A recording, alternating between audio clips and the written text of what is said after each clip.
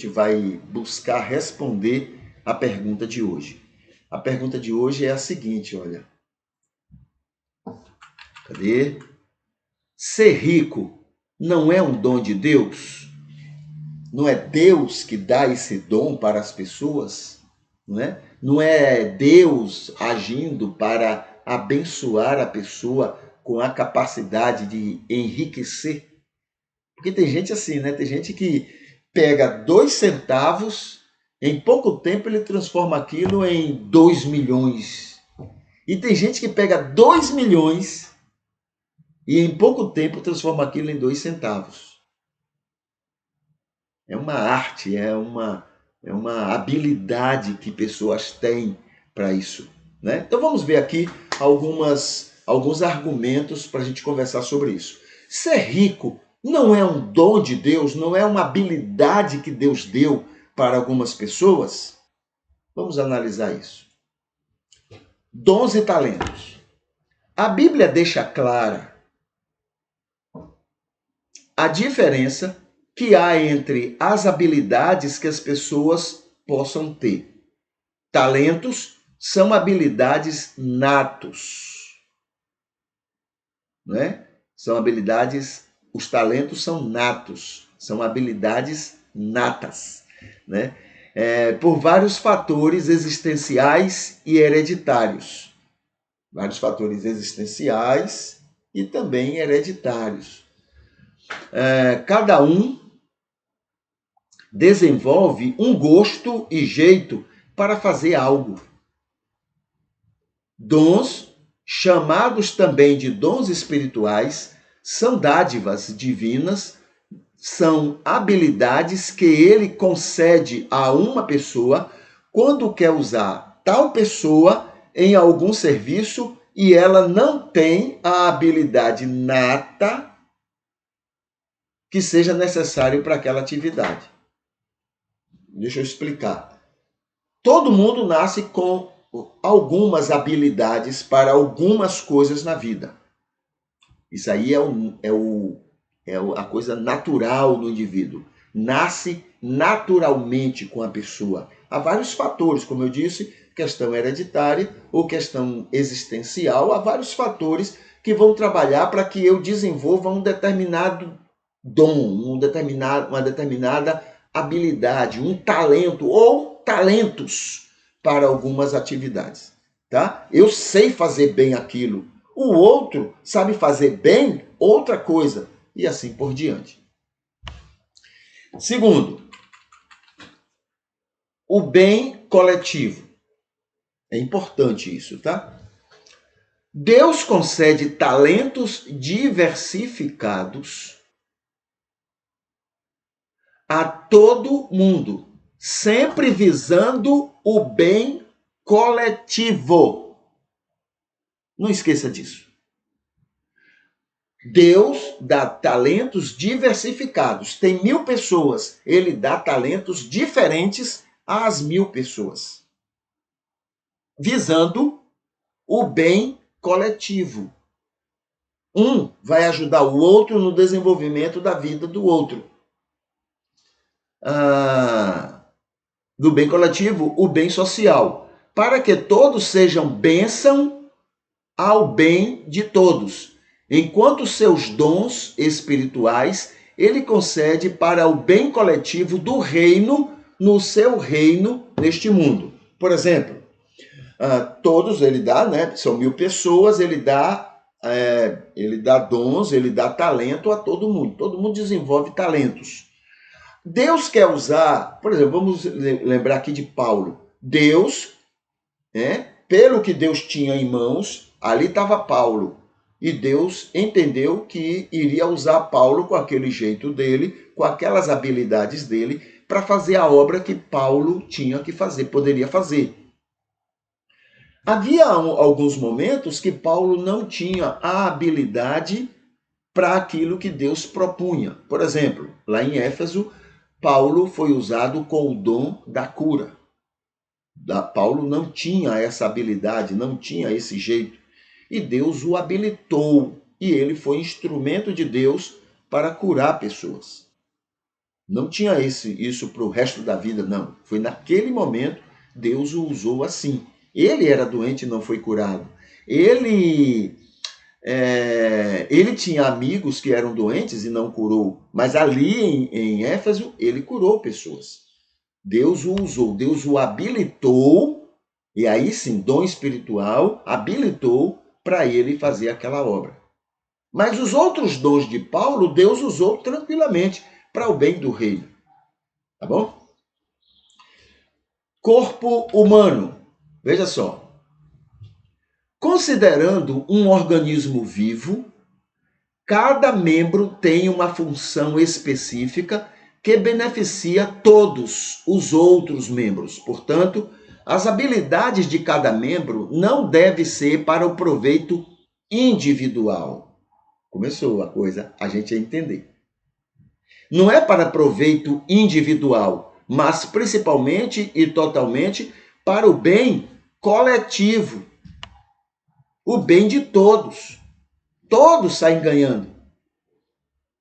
Esta comparação é usada na Bíblia em relação ao cristianismo e sua vida comunitária. Esse é o propósito de Deus. 1000 pessoas, Deus deu talentos a cada uma dessas 1000. Talentos diferentes. Para que ele deu diferentes? Porque, somando todos seriam beneficiados com os talentos de todos. Não é para o bem de um, não é para que um se beneficie. Todos se beneficiem com aqueles talentos diferentes em cada membro. Para poucos. No propósito de Deus, cada habilidade está direcionada a poucas pessoas. Para que todos tenham algumas dessas habilidades.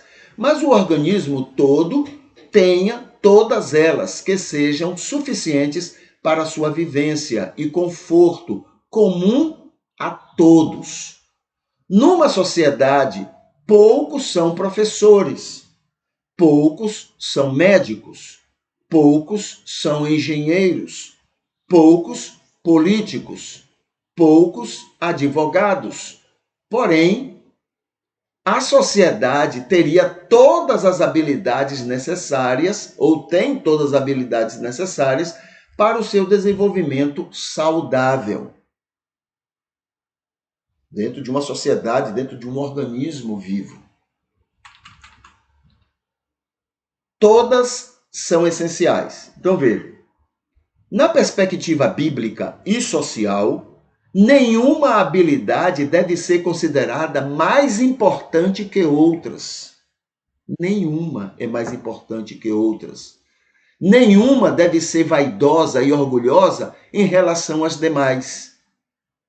Outro dia eu vi um vídeo de um rapaz que foi à Coreia do Norte.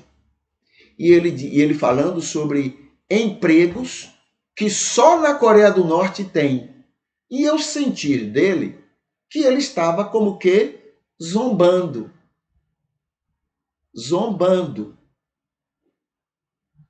Coisa do capitalismo, né? Então, empregos que só na Coreia do Norte, não estou falando da Coreia do Sul, não, que é capitalista, estou falando da outra. Só na Coreia do Norte tinha. Ora, eram empregos que aos olhos dele parecem insignificantes. Como é que a pessoa vai querer esse emprego? Mas para a sociedade era um emprego importante. O que é que acontece lá na Coreia do Norte? Outro explicou. Todo mundo tem um emprego. Todo mundo ganha. Todo mundo lá na Coreia do Norte tem um emprego e ganha um salário. Além do salário, ele ganha de graça saúde, educação, segurança e outros benefícios. Mas tem um salário dele, depois de que ele não precisa gastar com essas outras coisas, né? Porque todos têm um emprego, mesmo empregos que, para alguns capitalistas, são empregos desnecessários. Viu a nossa mente como é que funciona? Né? Então, o texto diz assim, aqui o item diz assim, nenhuma Nenhuma função é mais importante que outras. Nenhuma deve ser vaidosa e orgulhosa em relação às demais. Todas devem ser consideradas importantíssimas no que fazem. Nenhuma é independente das outras. A Bíblia diz que até as que sofrem preconceitos como inferiores são importantes nos planos amorosos de Deus para todo o mundo. Todos têm um talento, todos têm uma habilidade, porque aquela habilidade é importante no contexto geral, no contexto coletivo. Ah, mas não ganha dinheiro. Não importa, é importante para todos. Para todos. Foi isso que Deus tinha em mente quando distribuiu os talentos diferentes para todas as pessoas. Vamos ver aqui mais? A igreja de Jerusalém. Isso acontecia, cadê? Isso acontecia na igreja de Jerusalém, nos 10 primeiros anos depois da morte de Jesus. O livro de Atos, em seus primeiros capítulos, mostra isto e afirma que caíam na graça de todo o povo da cidade e todos os dias o Senhor ia acrescentando à igreja os que iam sendo alcançados e salvos por este bom testemunho. Então, para a função, a atuação da igreja, cada um tinha então seus talentos, tinha suas habilidades e todos iam trabalhando um em função do outro, um ajudando o outro, porque dentro do organismo era assim. Os que tinham dinheiro, os que tinham habilidades para ganhar dinheiro, vendiam tudo que tinham e distribuíam com todos.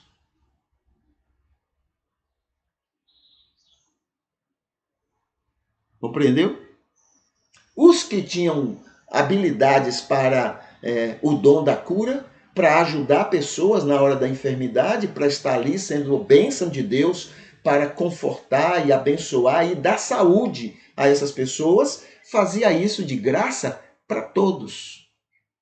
Os que tinham habilidade para resolver problemas lá no governo a favor das necessidades das pessoas, faziam isso de graça, porque o dom dele é para beneficiar todos. Não ele enriquecer-se com isso, mas para o bem de todos. Compreende? Muito bem. Países comunistas. Eu falei nesse instante da Coreia, né? Muito bem. Então vamos ver aqui. Países comunistas. Essa experiência da Igreja de Jerusalém foi imitada pelos países comunistas, onde todas as habilidades de todas as pessoas foram canalizadas para o proveito de toda a sociedade. Quando o Brasil abriu portas para se beneficiar com os médicos de Cuba, eu fiz uma pergunta a um deles. A pergunta é capitalista. Eu sou uma besta quadrada capitalista também, nos meus preconceitos. E eu, então, perguntei a ele, você acha correto? Olha, a ideia diabólica. Você acha correto você dar o duro e depois você mandar mais da metade do seu salário para Cuba? E você ficar só com um pouquinho? Meu Deus, que cabeça a minha. E sou cristão. Eu não sei se ele era, não perguntei, mas eu sou cristão e eu fiz essa pergunta do diabo, imbecil a ele. Uma pergunta egoísta. E ele me respondeu, parecendo um cristão de Jerusalém. Ele disse, sim, é muito justo. O nosso país, ele falando, o nosso país sofre embargo dos Estados Unidos. O nosso país é impedido de se desenvolver economicamente. E com isso, muita gente precisa de ajuda. Eu trabalho para ajudar o meu país a cuidar dessas pessoas. Meu Deus do céu, foi um banho. Foi um banho que ele me deu. Eu, cristão de Jesus, e o meu egoísmo, o meu preconceito capitalista, e ele me dando um banho de cristianismo. É muito justo eu trabalhar e mais da metade do meu salário ir para meu país para ajudar lá as pessoas que precisam. Que vergonha. Aí está aqui. Onde é que eu estou? Deixa eu começar. Essa experiência da Igreja de Jerusalém foi imitada pelos países comunistas, onde todas as habilidades de todas as pessoas foram canalizadas para o proveito de toda a sociedade. Ninguém podia enriquecer às custas de seus talentos, nem da doença dos outros, né? Todo mundo se beneficiava com os potenciais de cada um. O grande problema para a igreja de Jerusalém sucumbir nisto. Depois de 10 anos, ela sucumbiu. O grande problema de Jerusalém para sucumbir nisto e os comunistas terem tomado atitudes muito drásticas, que a gente critica, né? A gente critica muito. A gente mata muito mais do que eles já mataram. Todo dia a gente mata com a nossa ganância, com a miséria que a gente impõe aos pobres, com as limitações que a gente dá a eles, com a alimentação fraca que a gente permite que eles tenham. Todo dia a gente mata muito mais do que eles já mataram em toda a história deles. Cadê? E se os comunistas terem tomado atitudes muito drásticas, foi não saberem lidar com os egoístas e gananciosos que queriam se beneficiar sozinhos de suas habilidades em prejuízo dos outros. Eles não souberam. O que é que eles fizeram? Começaram a matar a gente. Principalmente cristão, que queria, não, está errado ajudar todo mundo. Cada um vive pelo seu mérito. Cada um tem que cuidar de si. Esse é o ensino de Jesus. Aí cristãos eram mortos também. Mas todos aqueles que se opuseram, né, contra aquele regime onde todo mundo cuidava de todo mundo tinha profissão em função de todos os outros, esses, né, também eles seguiam lá e matavam, tiravam da sociedade. Ou você vai embora ou você morre. Entende? Mas a igreja de Jerusalém não matou, né? Não matava. Foi o que aconteceu depois do ano 40, mais ou menos. A igreja de Jerusalém acontecia o que Tiago mencionou lá no seu livro. O que é que acontecia? Os ricos chegavam cheios de pose, sentavam, era dado para eles os melhores lugares. Está lá no texto. Os melhores lugares não, isso aqui, não sente aí, não, irmãozinho. Esse lugar aí é do irmão fulano de tal, o rico da igreja. Entende? A bajulação, né, era feita no primeiro lugar, os lugares melhores é para os ricos. E isso foi o que aconteceu na igreja de Jerusalém. Tudo aquilo da experiência que acontecia antes acabou. Agora eles viviam para bajular os ricos. Entendeu? Está lá. Dê uma olhada no livro de Tiago, né, na carta de Tiago. É totalmente diferente da igreja de Atos capítulo 2, 3, 4, 5. Totalmente diferente. Ok? Muito bem. Esses são os países comunistas. O capitalismo. Nós, em nome de Jesus.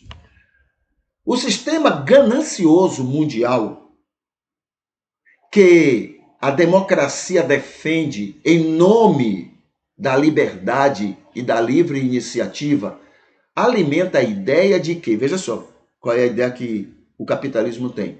Alimenta a ideia de que todos têm os mesmos talentos.